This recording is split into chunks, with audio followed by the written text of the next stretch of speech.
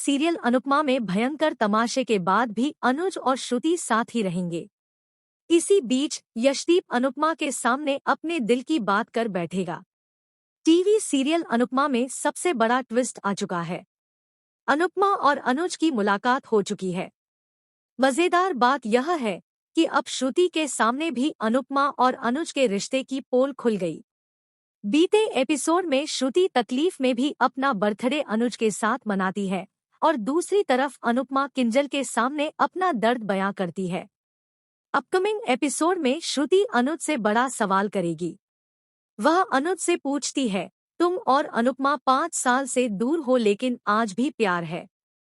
मैं तुम्हारे साथ कब से रह रही हूँ लेकिन मुझसे प्यार कभी नहीं हुआ। इस पर अनुज श्रुति से हाथ जोड़कर माफी मांगता है। आइए आपको बताते हैं कि आगे क्या होगा।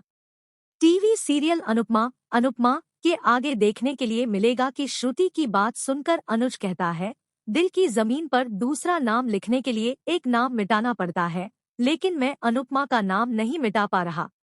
वो और गहरा होता गया है। ये सुनकर श्रुति टूट जाती है और अनुज को अकेला छोड़ने के लिए बोल देती है। इस दौरान अनुज एक बार फिर श्रुति से माफी मांगता है और वहां से चला जाता है। दूसरी तरफ अनुपमा किंजल के घर से जाने की जिद करती है, लेकिन किंजल उसे कहीं नहीं जाने देती।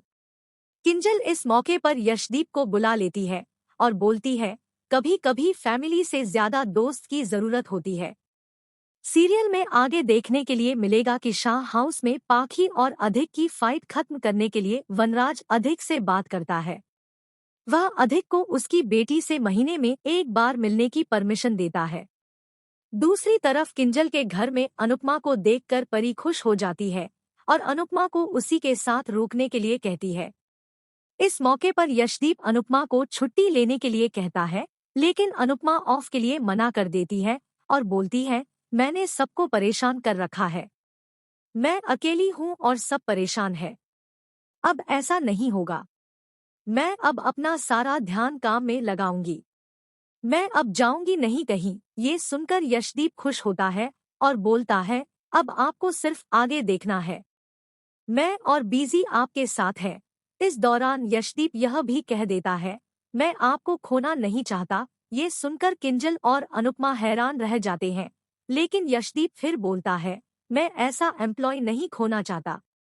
अनुपमा में आगे देखने के लिए मिलेगा कि रेस्टोरेंट में इतने सारे तमाशे होने के बाद श्रुति अनुज के साथ ही घर पर आती है। दोनों को साथ देखकर आध्या के सवाल जवाब शुरू हो जाते हैं, लेकिन अनुज उन्हें टालकर कमरे में चला जाता है।